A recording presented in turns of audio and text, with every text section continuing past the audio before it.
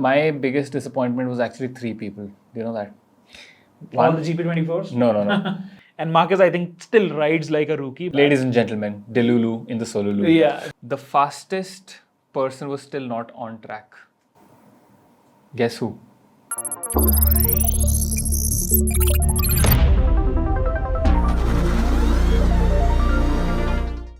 Hello and welcome, lovely viewers and listeners, to another autoX podcast where we talk about MotoGP. We've just seen the race in the famous COTA circuit, and I have my colleague Shivank with me.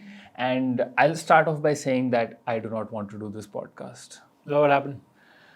Well, so for those of you who follow us regularly, you will remember that in the last podcast, I predicted Marc Marquez as the winner.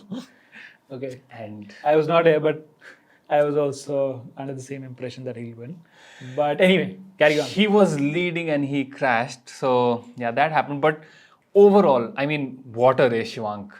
I was like, the sprint was okay, but the race, my God, was it thrilling? Was it good? It had speed, it had drama, it had proper shoulder barging, and no penalties for anyone, thankfully.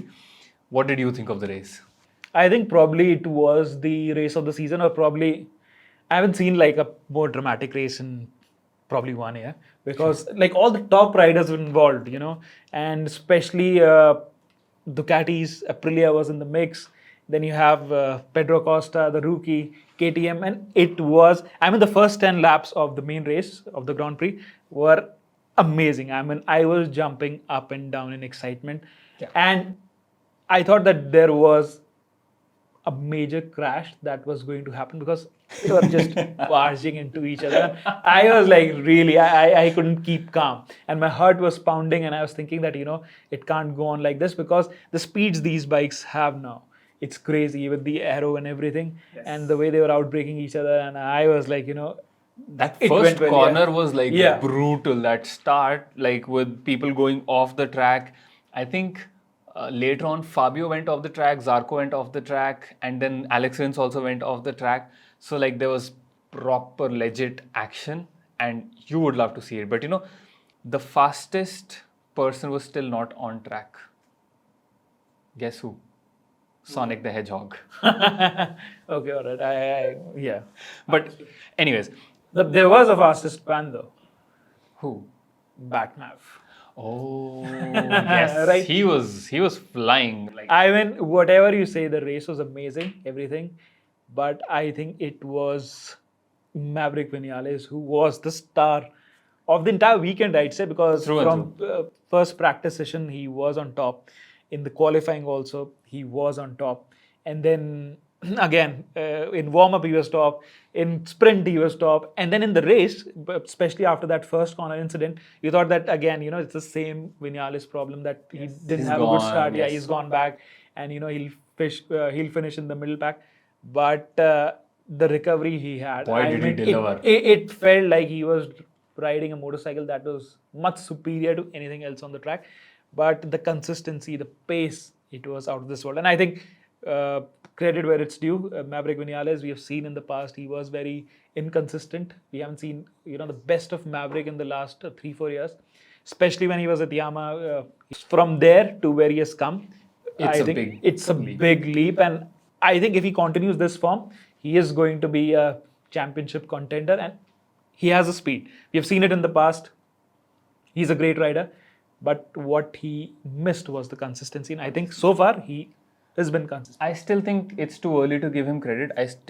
Now this is controversial because I still think he's not a championship contender because of 2 reasons. One, Maverick himself is inconsistent, and second, that Aprilia bike has shown that it has technical gremlins which they keep cropping up. And I think what Maverick said was even his bad start was because of a clutch issue. He could not get off properly. So those issues are still there, and combining that tech problem of the bike and the rider style, I still don't think that he's good. Definitely he's good, but I don't think I think, and yeah, you're right. Of course, he was great, but in the sense, I was also reading, I think, Massimo Rivola's interview where he said that Vinales is a little delicate in the sense how he feels with the bike. So everything has to be It has to click. Yeah, everything has to click perfectly.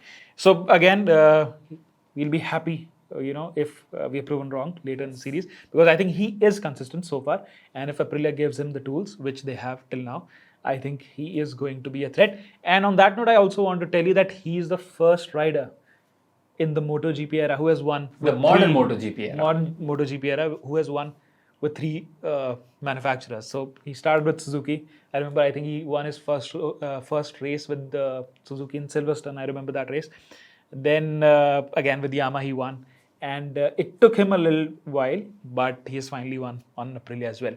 So Vinales to Ducati in 2025 and winning with 4. Yeah, I mean that will be some record. I mean, Imagine. probably that can happen, because I think Vinales is a great talent, and as we have seen, he was for the longest time the championship of testing, the preseason testing, because he was always fast.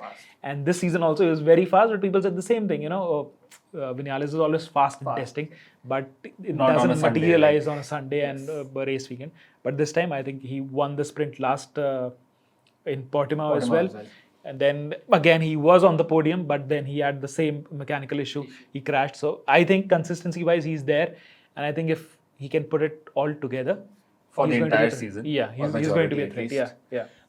But my favorite part this weekend, and I think it has been for the last couple of races as well in 2024, that in 2023, a lot of times what would happen was, because there was a sprint race before every race, like full Grand Prix, you would basically see the sprint race as the spoiler for the main race. Yeah.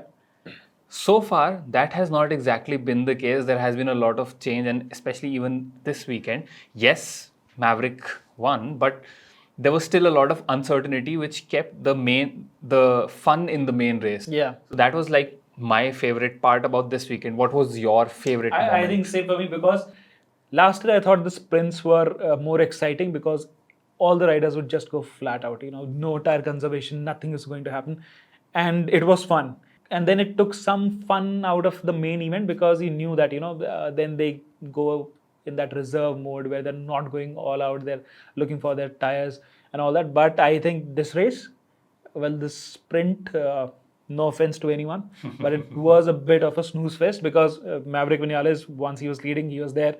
He checked out. There was some battle between Marquez, Costa, and Martin, but again, Marquez was second. You And know then what? I'd like to interject that the pass that Martin made on Pecco on the inside, that was... Pecco or Acosta? Sorry, Acosta. Acosta, yes. Yeah. That was brave. I mean, that was brave, and it was also Martin trying to tell Acosta that, he is a championship He's the contender. one leading. He's the guy who's leading the championship, the leading Ducati, and he was making it a point, and I think... Point made. Yeah, pretty point much. made. Yeah, of course.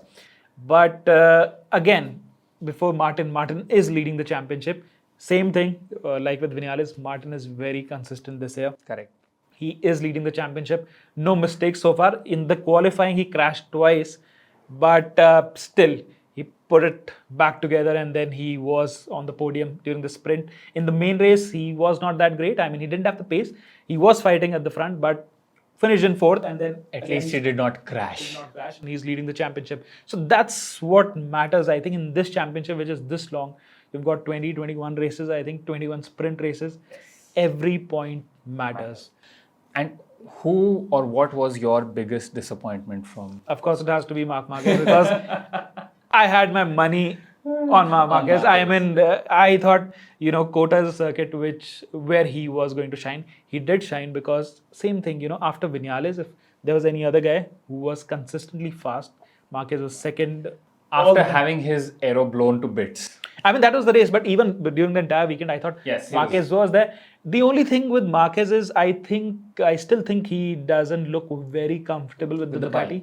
Because like I said in the last podcast also, the first one we did, that the way he used to abuse the front end of the Honda, on the Ducati, you don't quite see it. And even if he is doing it, you think he's not comfortable.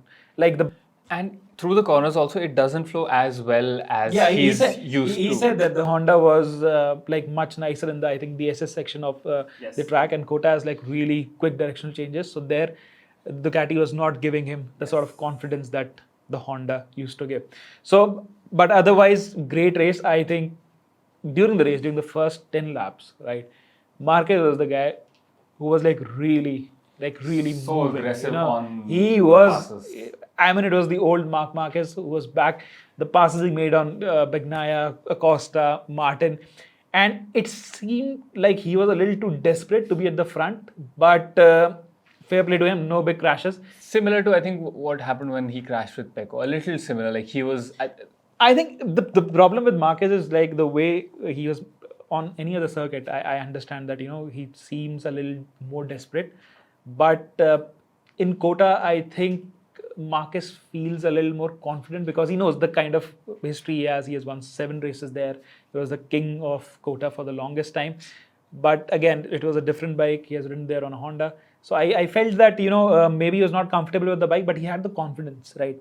And when he crashed, the only consolation probably for Marquez fans is that he was leading the race, right? So if he was on a Honda, he would have been like 8th or 9th, and then he crashed. So that was really bad. Ladies and gentlemen, Delulu in the Solulu. Yeah, but at least in the race, he was leading the race. So that means that he can fight at the top.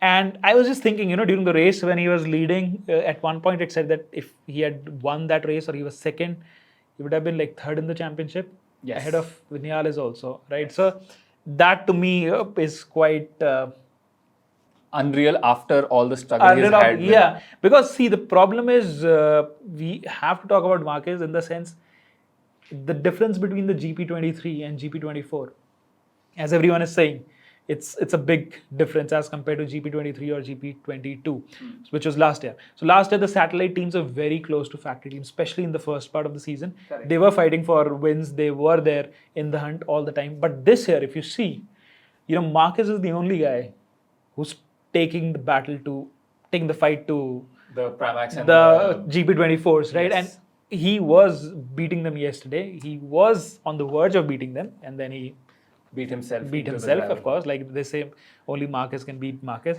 But yeah, that's what happened. So I think if you see, all the GP23s are way down the order. They're not in the mix right now. So I think Marquez is again in the same sort of limbo that he was before, that he has a motorcycle that he has to push a little more to fight with the top guys.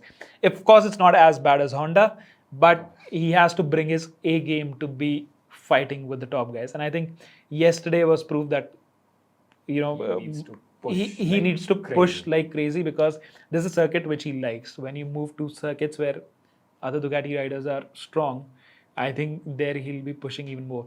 And the other problem is, of course, we are saying that Marquez, it looks like as if Marquez made a big blunder. But I was reading his debrief from yesterday. So he said there was a problem with the bike, with the brakes, right? So he said that he was facing that problem throughout the race, and that's what made him desperate to just make the move. Yeah, and then I was also seeing some pictures where people have really zoomed in on, like, before he crashed. Okay. So you could see that his front fork was, the right one was, the right side was not completely compressed. There was, it looked a little weird to me also. So maybe that was some technical. Could explain the sudden tip and fall. Yeah, I mean that's what he said. I mean, I'm not sure if this is one of the excuses, although Marquez is not the sort of guy who says, this guy kind of crashed into me, or this is what happened, my bike is not great. Yeah, so I think he has some credibility on that front. So that's not really an excuse. I think maybe could have had that problem. But yeah, that was... My biggest disappointment was actually 3 people. Do you know that? All the GP24s? No. It was Alex Rins, Luca Marini, and Frankie Morbidelli. And I'll tell you why. So, Alex Rins continues his form of being very good at the start of the race, and then you don't see him and something happens and he'll be way at the back, and this time he crashed. At one point, Fabio was in, I think, 16th or 17th, and Alex was, I think, top 10. And I don't know what happened. He went back, and eventually crashed. And Rins won at this circuit last year. So that is very surprising. Second, Frankie Morbidelli and Luca Marini are the only 2 riders who have not scored a single point yet. And this time around, they were so close because all the Hondas crashed. Marini was still surviving. He did finish the race, but in 16th. Had he been just one position ahead, 1 point, he would have gone. You know what? You know what my problem with that opinion is? How did you have time to think about Rins, Morbidelli, or all these other guys? I was thinking there's no one in that race apart from the top 6 or top 8 guys.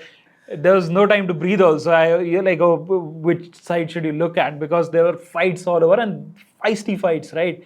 So I don't know why I remember seeing Morbidelli crashed, and I was like, okay, cool, that was it. Honda's, until I read some race reports today morning, then I realized, okay, cool. I mean, honestly, I didn't. It's really. I mean, it feels weird. Sad state. It's a sad state that the Japanese manufacturers. And I remember during the race when they said Vinales is going to be, the first guy was going to win with the 3 manufacturers. Then they said Suzuki. Then they said Yamaha. And then they briefly showed Quartararo riding a Yamaha in 13th or 14th. I think that was the only time where they mentioned a Yamaha, and the Yamaha was on the screen. Otherwise, Quartararo was nowhere to be seen. Even Rins, I don't even remember seeing him on the screen. So I'm really surprised. How did he make that observation? Because I had a lot of time. Yeah, I did not sleep. because the race was. I mean, at the front it was cracking. I think we've often complained that Aero is sucking the life out of MotoGP, but this race was mind blowing. I mean, it was like the Assen 2018 race, which was like. My biggest surprise was not Vinales, I think Acosta. I would have loved for him to win because that guy, when he was with Marquez, he would have broken Marquez's record. Exactly. I think probably that's why Marquez crashed, because he was just too desperate for him to, put him at bay. But the thing was with Acosta, is that when he was riding that KTM, right, the way he brakes, the way he turns it in, it is as if he has spent 3 or 4 seasons on that motorcycle. And to be very frank, I told this to another journalist as well. It seemed like Marquez was the rookie yesterday, because the way Marquez was going all over, doing stuff like you've seen Marquez do. And Marquez, I think, still rides like a rookie, because that's what we love and hate about him. That's the Marquez kind of flavor. But Acosta looked like a seasoned racer. And when Marquez was doing everything in front of him and going back and forth, I think Acosta felt a lot more measured.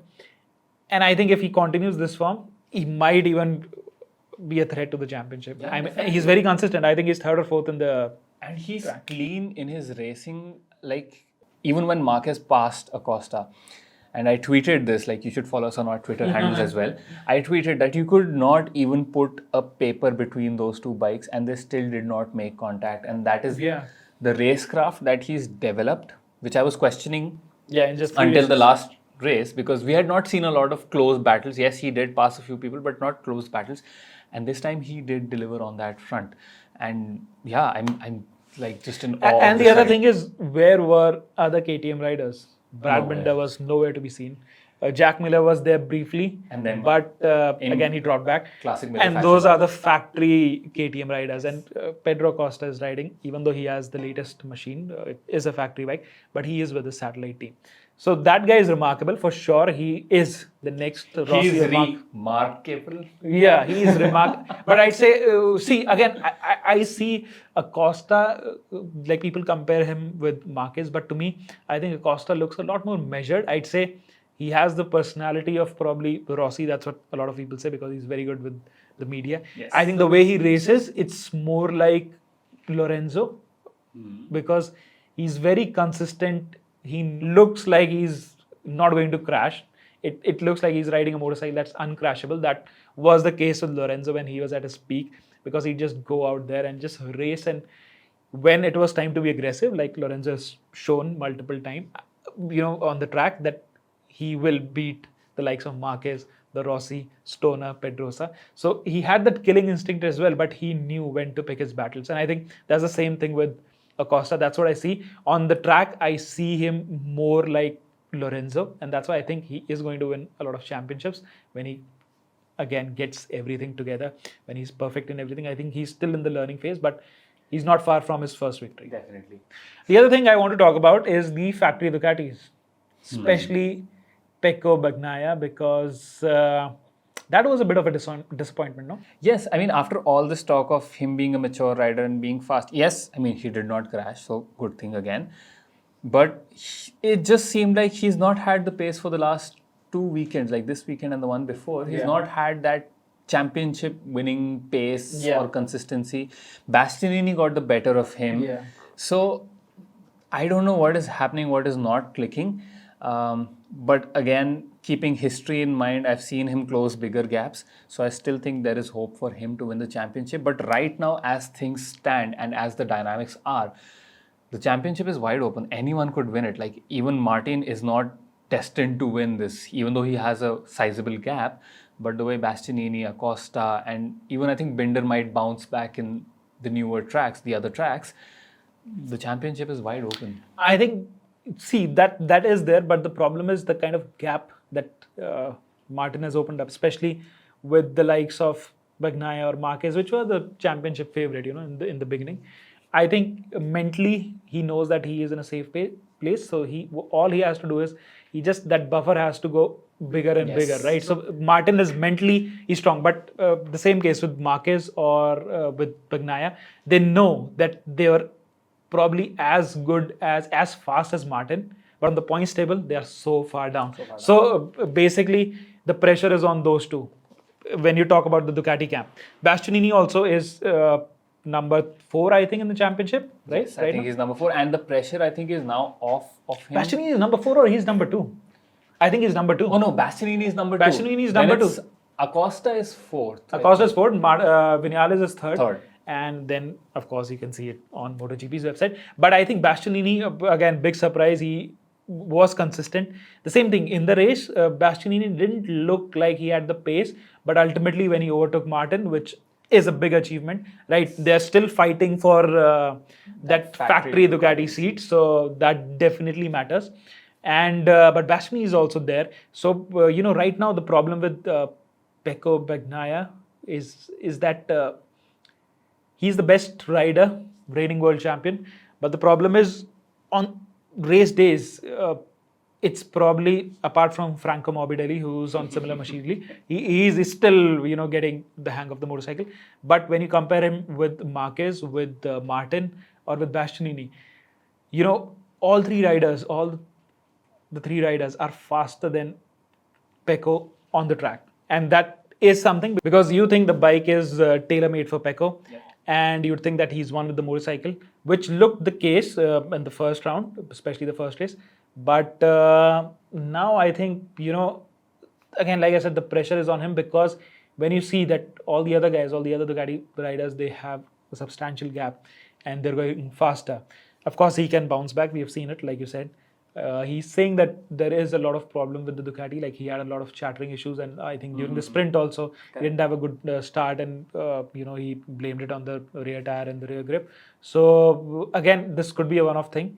Probably when we move to European circuits, he will bounce back. But right now, like I said, the pressure is on Pecco more than Marquez, because Marquez again has nothing to prove. He is on a satellite bike. He can always say that I don't have the full resources. Correct. This is my first year on the Ducati. But with Pecco, the kind of pressure he has, especially from Martin, and now Aprilia also coming in the mix, Acosta and Marquez.